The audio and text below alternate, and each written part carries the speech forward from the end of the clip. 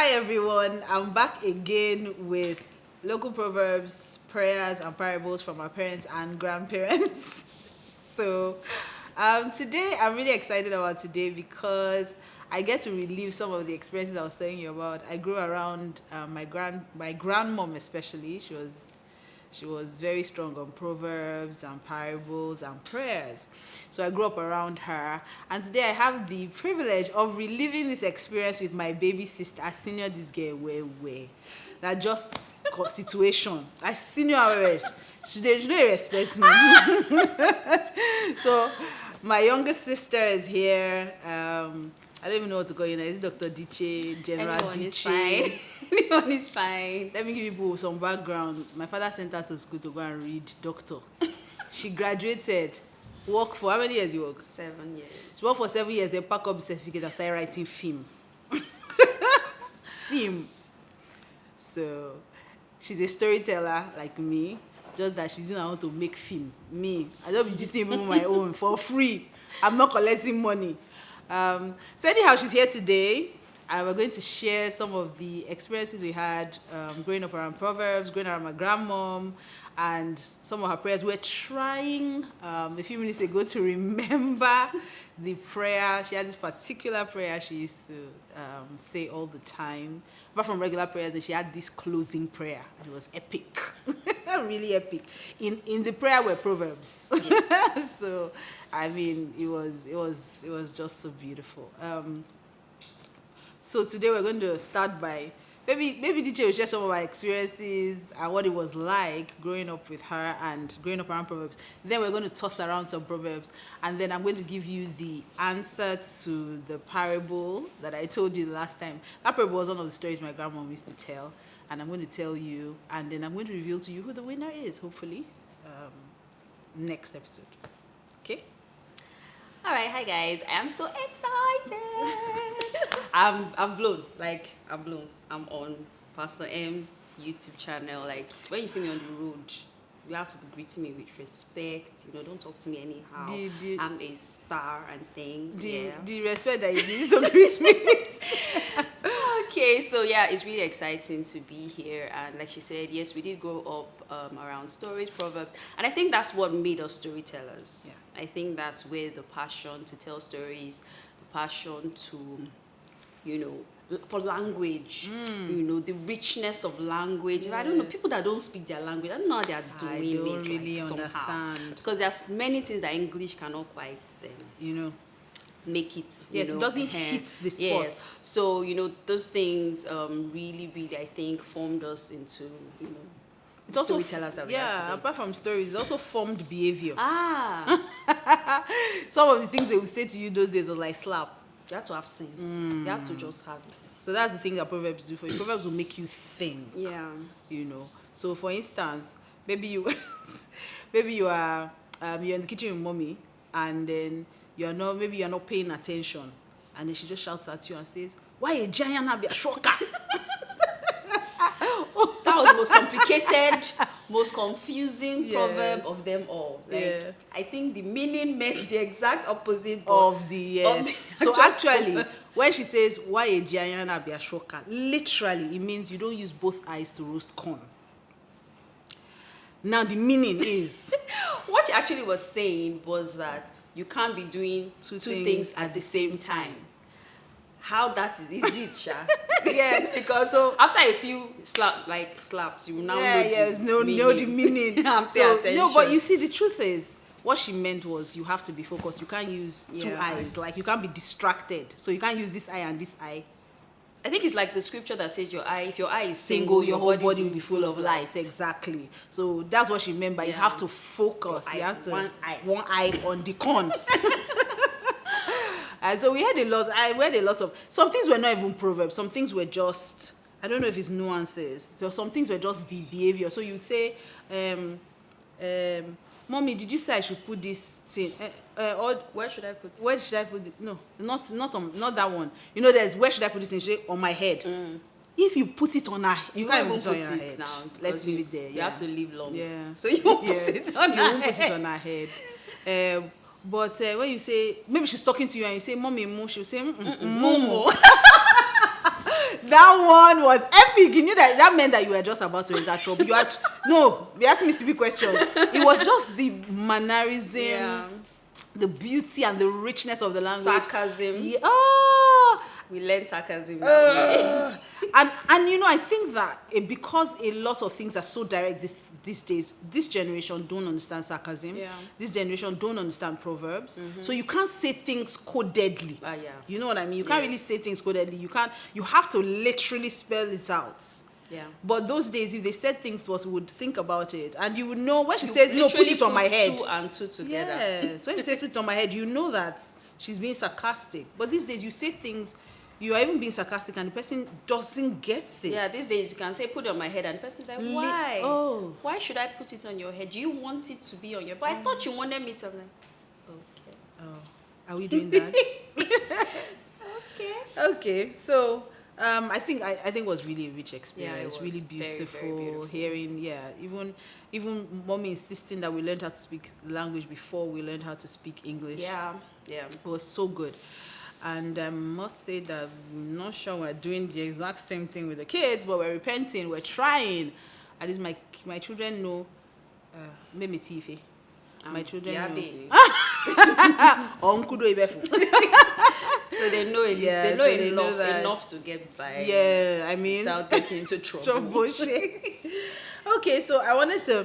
So what I wanted to start with today is a parable. One of the stories Mama used to tell us when we were younger about the lion and the lamb. You know, and I shared the story of how the final day after the parents had spoken to them, the lion said to the lamb, the same thing your mom told you is my own mom has told me too. Yeah. You know, so I wanted you to. I mean, I was going to share it, but I know you would know the meaning. So I guess you should just share what the parable that parable actually means. Okay, yes, I remember that story. And the parable, you know, really kind of throws light on what, you know, a lot of things like racism and tribalism and a lot of things that, you know, are going on now where people are not born with hatred. People are not born with racism or tribalism or, you know, preferism or whatever it is. They learn it or it's passed down. Preferism is a word. Wow. I hope. Okay. And if it's not, you know, when you're using it, be sure to say that it's DJ that formed it, you know. Give me tag me when you use it, thank you. So, as I was saying, lost my train of thought. Okay, yeah. So, it's passed down, like, you know, the lion and the lamb had no idea, like they were friends. They were literally innocent friends, you know, until somebody poisoned their minds. So that's what we have now, where somebody hates somebody for no reason other than somebody told you that it's what we do. We hate these people. So so that's basically what that parable means, that hatred is learned, racism is learned. The things we put into our children affect how this world turns out, because those two would have been friends. Yeah, just friends. They would have been great friends. But because of the prejudice that both mothers already had, you know, they passed it down. So pretty much it's saying just be careful what you pass to your children, because that's what shapes the world. Yes, that's what shapes the world. Yeah, okay. So I was just going to pass through, throw some proverbs around. But before that, maybe we should try and dissect Mama's. So my grandmom, we used to call her Mama Ikoko. Yeah. Let's try to dissect some of Mama Ikoko's prayers back then. We're not even going to try to do. Are you going to try to do the Igbo version? No, we're not going to try to do the Igbo version of it. Though it would have been really nice, but let's not try. Let's just try to bring out some of the prayers that were said. So we'd say it in English. If you don't feel like English does it justice, maybe you'll do it in Pidgin. So that it can. Okay, so she would say things like, after she has said things like, oh, I'm thanking you for the things that you have done, and I'm praying now for the things that you are yet to do. And then she would say, oh, don't let us fall into the mud, and don't let the people who are falling smell us. Don't let us fall for poto. No let who fall for poto rob us. So you see, oh my God, that was very nice. Someone don't smell us. Don't let Bessie wait for poto, rob you poto. You know. So it's basically just, let me not enter any trouble, or let me not, see evil. And let the people who have entered trouble not come and use their own to cover me. Yeah, so akoba daba. Exactly. That's what that prayer really literally was. Yeah. So it's a case of, Lord, don't let me get into trouble, and don't let those who are in trouble rope me in. Exactly. Okay, so that was exactly, yeah. And then she would say, that is, don't let us enter the road the day the road is hungry. That's the literal meaning. Yeah. But I think, what she was trying to say is, don't let us be at the wrong place At the wrong time. Yeah. So don't let us encounter danger. Don't let us get into an accident. They had, the impression that there are days where evil is lurking around. Don't let us be found in that vicinity. That's basically what that prayer was. Yeah, so when the lion is roaring, looking for who to devour, Lord, let me not be the one. Let me not be in the road. Yes. I think that she also would say, I'm not sure now, but I think she also used to pray that, don't let me, literally, the person I cut soap for should not bath more than me. Lord, don't let the person that I cut soap for bath more than me. I don't know, my English is not coming out well, but don't let the person I cut soap for bath past me. And it was a prayer, don't let me help someone and I won't get ahead. Or lose relevance. Or lose, yes. Don't let me, like maybe you're in an industry and, you're helping people and all that. And the idea is that we're all supposed to be going together. But don't let me now be the signpost, showing people the way, and me, I'm not going. Yes. God forbid. Yes. I'm trying to remember them. There were quite a few of them. I can't remember again. But there were quite a few of them. Maybe as time goes on, we will remember some of them. Yeah. But I wanted us to just throw a few proverbs around. So what I'm going to do is I'm going to throw the proverb to you, and then you're going to try to explain what it means. If you don't get it, if I don't get if you it, don't cut get it out. They will not cut it out. We will send this video to mommy. Oh my God! They will not cut it out. Don't do that. Okay. So this one, DJ, if you don't get this one, it's one of mommy's favorite all-time proverbs. Let me start packing my load. Yes, if you don't get this Go one. into my village. Yes. And I'm just going to say the pidgin version. I'm not going to bother the Igbo because I'm not sure they're going to be able to translate it. You know no journey where you dey go, where you no carry water. Oh yes, you said it's all the time. So like maybe when you're doing something, or you're about to go on it, like you're about to do something. And she's seen that the way you are going about this thing, you're not gonna make it because you don't look prepared. So literally it means, you don't know the journey, you don't know how far this journey is, you didn't carry water. That's the literal sustenance. Yes. So it's all about endurance, it's about being prepared. I was going to say preparedness, but I'm not quite sure. Again, if that's a word. But I think it is though. You see, you have made me paranoid now. I'm now afraid. So so being prepared, being equipped for the journey ahead, basically. So it's kind of like that scripture that talks about a man who builds a house and doesn't count the cost. Or a man who goes to war and doesn't count the cost. Yeah. So for instance, if you say things like, when people say things like, they're very excited about getting married, and they have not even prepared for the marriage, and you are doing nothing, and mother will just be like, a dance or the dance. This one does not know the journey she's going for. If not, she will carry water. So you will know that you have to be prepared, count the cost, plan your life. Don't just think it's going to be fun fair. Sometimes look at the situation very well. So that's one of mommy's favorites. Another one. Okay. I'll say this in Igbo, and maybe you say it, you translate it. Why a jifwa jabanya agbanti? You don't use what you use for the eye for the ear, something like that. I don't know. I say it in pidgin. I say maybe they know they use waiting, then they take rub ear, they rub eye. Exactly. Yeah. So it's basically there's time for everything, or there's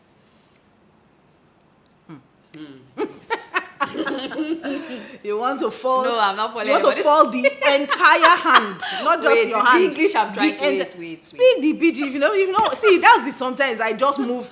That's the thing. Sometimes I don't move from the Corona English into the pidgin something, because sometimes the English don't really use to. So I just. So if it's working for you, Go with And it. so it's basically don't what works for Peter may not work for Paul, I think.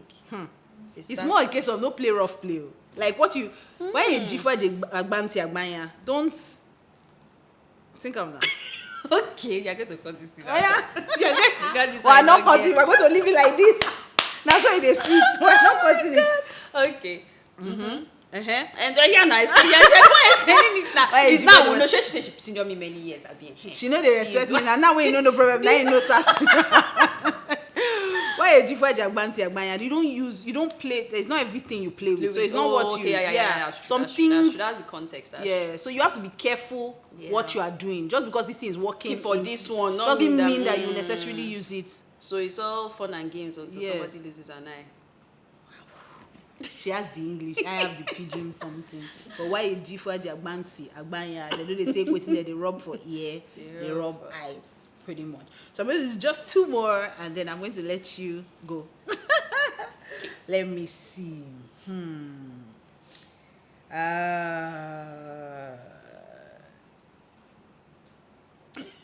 I'm trying to find what is. Okay, there's another one that Mom used to say. Now from clap, then they enter dance. Yeah. So she would say it in Igbo. Like all these things were said in Igbo, but I'm trying to find something that works for everyone. So now from clap, then they enter dance. So it's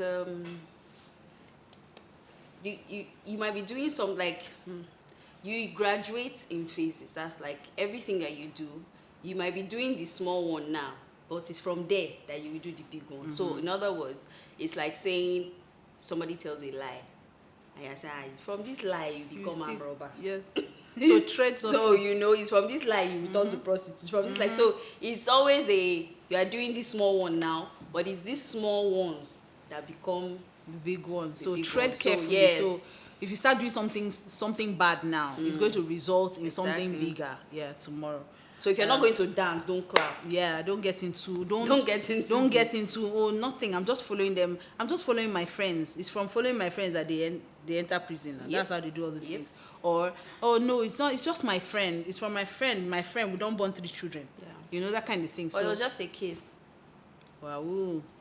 Yes, now we're pregnant. Then we are doing homework. Yeah. So there's one last one that Mommy says a lot in Igbo, and I want you to translate that one to English and explain it. Okay. That's the final test that will know that you really grew around the proverbs and you understood the proverbs. Not just that you grew around them, but that you understood them. So you would do something. So, for instance, my mom used to say to you a lot. Because They used to say many proverbs to me because I was one kind. because you were one kind. I was still managing you, but the Lord is helping us. Okay, so there are 2 of them. No, I will save you one. I know the one you know I'm saving you from. You know Yes, the, I know that one. So let's not go with that one. Let me give you this one. So sometimes when you would do, when you do something, and then Mommy will just come and say, onye kile go olea. You know that is your proverb. So you need to. Deep sigh. I went through that. I need counseling. I went through that. What did you go do? Therapy. That you now she need counseling. You would bring up proverbs. You are bringing up proverbs from the woman continually. Oh God. You say, Okay. "Onye kile go olea," and it's always with a Like you said, you enjoy. said, exactly. That's really it. Like you two are monk. I not know that when we are calling people, we call you enjoy. So Oyenkile Golia is because you are watching the dance does not mean you are part of the dance. So Basically. no, don't you know you have defined. No, that's not. It is a case of so. It's pidgin I will put because this English this is not English English is working. killing me. Do you understand? Yeah. So it's a case of so person where they look down Self join, self they did dance. Exactly. So it's That's with it. disdain. It's It's it's literally condescending. yes. Like you self joy. Hey, so I'm dealing with your elder ones Then we'll now misbehaving. call You you a too. boot. Hey, you know. So it's almost like there was one day someone was asking me the meaning of this program, and the best I could come up with was just because you dey watch musical video no mean say you don't turn to music star Or video or video vixen. Do you understand? Just because you are home watching. So it's a case of because I'm dealing with your older one, so am I going to also look at you? So I mean, So those were some of the great, really, really great times. Really great. Funny enough, I think mommy did more of the Proverbs. Daddy did too, but I barely. Daddy spoke very Little. So Yeah, that so is I- very you didn't have to, Proverbs are big man. You are going around. Daddy will just see you are misbehaving. You are Bam. misbehaving. No time to be That's telling it. you stories. Yes, Sit down, tell you once upon a time. yes. You misbehave. But mommy and Being a teacher, mommy Coco would tell they'll you tell you story. In fact, Mommy stories Coco and would tell you if you did something wrong, she would sit down and she had a story for it. about animal that did Yes, one that thing did one and thing. the animal Yes, someone do it in the yeah. jungle. And every night she would tell us stories. So in Yenumunzu, Igole. So it was a beautiful experience growing up Yeah. with her. Growing up with her was really, really beautiful. We miss her. Yes, we do. That was amazing. Yeah. Okay, so I'm going to let you go. Thank you for joining me this week. I have fun. So next week, I'm probably going to find some people to drag on with me as well, to make this interesting for you guys. We'll toss around a few proverbs and see which ones stand out. And I hope you learned something from these proverbs, because that's the whole point of proverbs, that you gain wisdom. So whether it's proverbs from the Bible or our local proverbs, prayers and parables from our parents, we hope that you learned something from it. So thank you, DJ, for hanging out with me today. had a good And thank you time. guys for joining us. See you next time. God bless you. Bye. Bye.